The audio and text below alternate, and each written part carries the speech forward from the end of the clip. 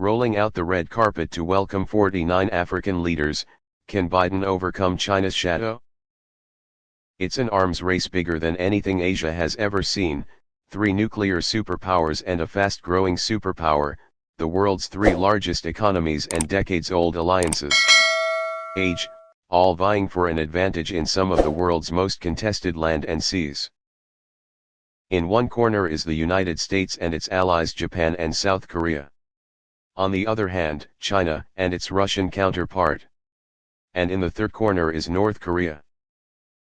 With each country wanting to be one step ahead of the others, all are caught up in a vicious cycle that is spiraling out of control. After all, one person's deterrence is another's escalation. Ankit Panda, a nuclear policy expert at the Carnegie Endowment for International Peace, told CNN, "We will continue to see these dynamics in East Asia, where we have no restraint, we have no control over the weapons." The visit of Japanese leaders to Washington this past week sheds some light on this issue.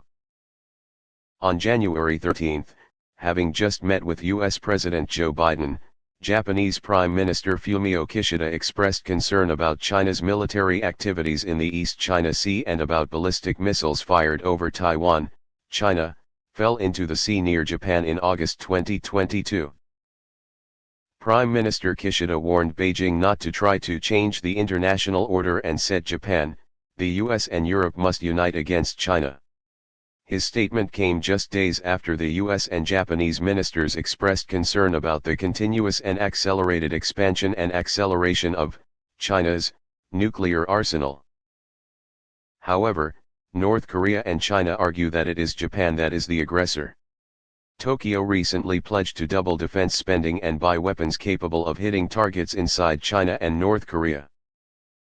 A few days ago, the US announced plans to deploy Marines on the southern islands of Japan, including new mobile anti-ship missiles, to thwart any first attack from Beijing. For the US and Japan, such moves are for deterrence, but for Beijing, it's escalation. Digging the past. China claims its concerns are based on historical reasons. Beijing says it fears Tokyo is returning to World War II-era military expansionism, when Japanese forces controlled large swaths of Asia and China suffered. About 14 million Chinese died and 100 million became refugees during the 8 years of conflict with Japan from 1937 to 1945. Beijing insists that the plans, including Japan's purchase of long-range counter-attack weapons such as Tomahawk missiles that can strike bases deep in China's mainland, show Tokyo once again threatening peace. Peace in East Asia. But observers suspect China has a second motive in igniting historical wounds. That is to distract foreign countries, not to pay attention to Beijing's military consolidation and development. Observers point out that, even as Beijing strongly dismisses US and Japanese concerns about China's growing military power, it is still developing naval and air forces in different regions. Area near Japan, reinforcing its claim to sovereignty over the Senkaku/Diaoyu Island group, currently administered by Tokyo. At the end of December 2022, Japan announced that Chinese ships appeared in the contiguous area around Senkaku/Diaoyu in 334 days of 2022, the most since 2012 when Tokyo acquired some islands from Japan. A private Japanese landowner. From December 22 to 25, 2022, Chinese ships had nearly 73 hours continuously in the waters around Senkaku/Diaoyu. This is the longest time of trespassing since 2012, Tokyo announced. China also strengthens its partnership with Russia. Russian President Vladimir Putin and Chinese President Xi Jinping have shown their closeness over the years. And Russia has demonstrated its military capabilities in the Pacific. In December 2022, Russian warships joined Chinese warships and aircraft in a week-long live-fire exercise in the East China Sea. Beijing's boldness, assertiveness is especially conspicuous when it comes to Taiwan, China. Mr. Xi has refused to rule out the use of military force to bring the island under Beijing's control. Beijing has increased military activities around Taiwan, China, especially since the visit to the island in August 2022 by then-US House of Representatives Speaker Nancy Pelosi. In the days following Pelosi's visit, Beijing held unprecedented military exercises around Taiwan, fired multiple missiles near its waters and sent fighter jets to harass the island.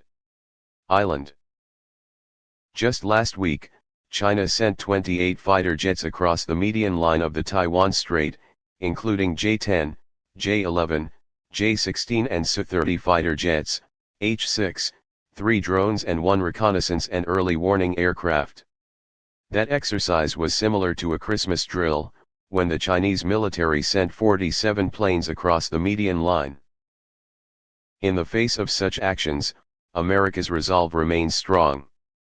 Washington continues to approve a long list of weapons and equipment for sale to Taiwan, China, in accordance with its obligations under the Taiwan Relations Act. North Korea's nuclear escalation. Thousands of miles north of Taiwan, cooperation on the Korean peninsula is a faint glimmer of light.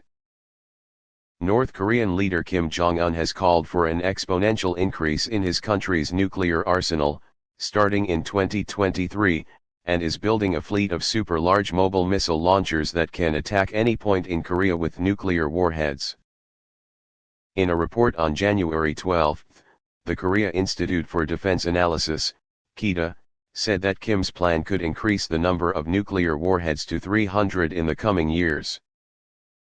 That's a big step up from 2022, when the Stockholm International Peace Research Institute, SIPRI, estimates North Korea has 20 assembled nuclear weapons and enough fissile material to develop a total of 55. 300 nuclear warheads would put North Korea ahead of established nuclear nations France and Britain and second only to Russia, the United States and China on SIPRI's nuclear stockpile rankings. Such a prospect prompted South Korean President Yoon Suk-yeol to vow to build his own army. The solid construction of military capacity that allows us to fight back 100 times or 1,000 times if we are attacked is the most important method to prevent attacks, Yonhap quoted the president as saying. Yoon launched during the week. President Yoon even raised the prospect of South Korea building up its own nuclear arsenal, suggesting that his country could deploy tactical nuclear weapons or possess its own nuclear weapons. The thought of the Korean peninsula having more nuclear weapons is something that US leaders are wary of, even if those weapons belong to an ally. Developing nuclear weapons would also mean South Korea would violate the 1992 Joint Declaration on the Denuclearization of the Korean Peninsula.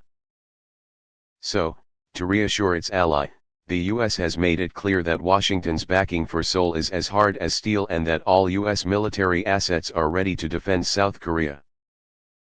The United States will not hesitate to fulfill its extended deterrence commitment to South Korea by utilizing the full range of U.S. defense capabilities, and that capability extends to nuclear, conventional, and missile defense. Fire, Admiral Mike Gilday, head of Naval Operations, said at an online forum of the Institute of Korean American Studies, ICAS, on January 12.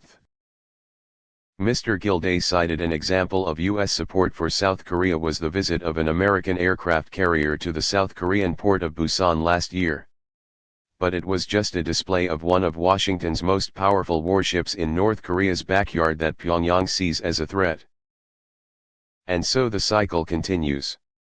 However, as the arms race in Asia accelerates, one thing becomes clear: that the United States, Japan, and South Korea will participate as a collective, rather than as individuals. The presence of Prime Minister Kishida and other Japanese leaders in Washington this past week has provided plenty of visual proof of that. The closer we work together, the stronger we become, Admiral Gilday said of the Trilateral cooperation in his address to ICAS. Hopefully that will convince any potential adversary that it's not worth the action. Persistence is needed in the face of relentless pressure from rivals, he said.